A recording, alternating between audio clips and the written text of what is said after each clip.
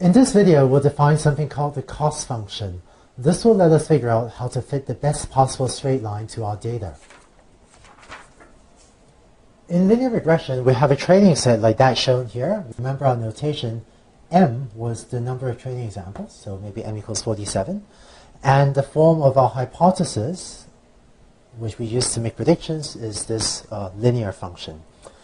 To introduce a little bit more terminology, these theta 0 and theta 1, right, these theta i's are what are called the parameters of the model.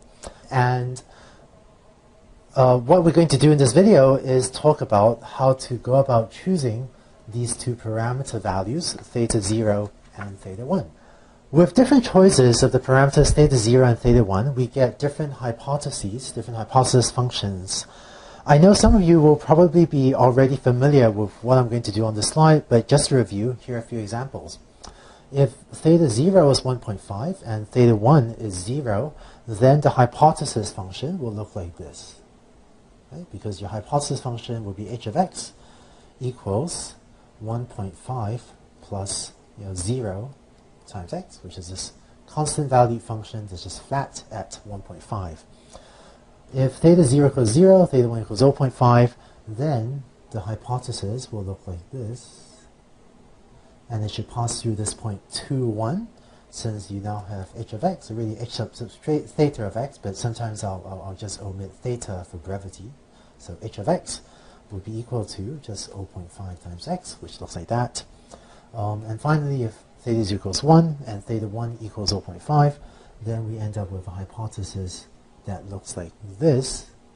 Let's see, it should pass through the 2 point like so, and this is my new h of x, or my new h subscript theta of x. All right, well, you remember I said that this is h subscript theta of x, but as a shorthand, sometimes I'll just write this as h of x. In linear regression, we have a training set, like maybe the one I plotted here. What we want to do is come up with values for the parameters theta 0 and theta 1, so that the straight line we get all of this corresponds to a straight line that somehow fits the data well, like maybe that line out there. So how do we come up with values theta 0, theta 1 that corresponds to a good fit to the data? The idea is we're going to choose our parameters theta 0, theta 1, so that h of x, meaning the value we predict on inputs x, that this is at least close to the values y for the examples in our training set, for our training examples. So in our training set, we're given a number of examples where we know x, the size of the house, and we know the actual price it was sold for. So let's try to choose values for the parameters so that at least in the training set, given the x's in the training set, we make reasonably accurate predictions for the y values. Let's formalize this. So in linear regression, what we're going to do is I'm going to want to solve a minimization problem. So I'm going to write minimize over theta 0, theta 1. And I want this to be small, right? I want the difference between h of x and y to be small. And one thing I might do is try to minimize the squared difference between the output of my hypothesis and the actual price of a house. Okay? So let's fill in some details. You remember that I was using the notation xi comma yi to represent the ith training example.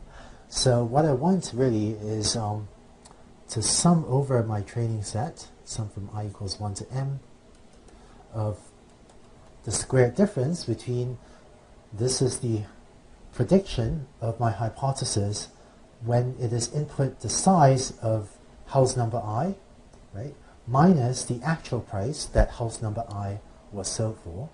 And I want to minimize the sum over my training set, sum from I equals 1 through m, of the difference, so the squared error, squared difference between the predicted price of a house and the price that it was actually sold for. And just to remind you of your notation, m here was the size of my training set, right? So the m there is my number of training examples, right? That hash sign is the abbreviation for number of training examples. Okay? And to make some of our later math a little bit easier, I'm going to actually look at 1 over m times that. So we're going to try to minimize my average error, which is going to minimize 1 over 2m. Putting the 2, the constant 1/2 in front, it just makes some of the math a little bit easier. So minimizing 1/2 of something, right, should give you the same values for the parameters theta 0 and theta 1 as minimizing that function. And just to make sure this equation is clear, right? This expression in here, h subscript theta of x, this is our usual, right? That's equal to this plus theta 1 xi. And this notation, minimize over theta 0 and theta 1, this means find me the values of theta 0 and theta 1 that causes this expression to be minimized. And this expression depends on theta 0 and theta 1. Okay?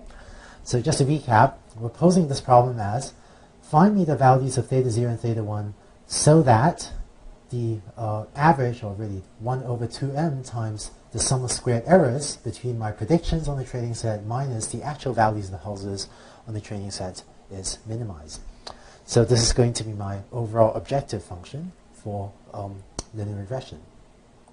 And just to rewrite this out a little bit more cleanly, what I'm going to do is, by convention, we usually define a cost function, which is going to be exactly this, that formula that I have up here. And what I want to do is minimize over theta 0 and theta 1 my function j of theta 0 comma theta 1. Where just read this out. This is my cost function. So this cost function is also called the squared error function, or sometimes called the squared error cost function. And it turns out that why do we take the squares of the errors? It turns out that the squared error cost function is a reasonable choice and will work well for most problems, for most regression problems. There are other cost functions that will work pretty well, but the squared error cost function is probably the most commonly used one for regression problems. Later in this class we'll talk about alternative cost functions as well, but this choice that we just had should be a pretty reasonable thing to try for most linear regression problems. Okay, so that's the cost function. So far we've just seen a mathematical definition of this cost function, and in case this function j of theta 0 theta 1, in case this function seems a little bit abstract and you still don't have a good sense of what it's doing, in the next video, in the next couple of videos, I'm actually going to go a little bit deeper into what the cost function j is doing and try to give you better intuition about what it's computing and why we want to use it.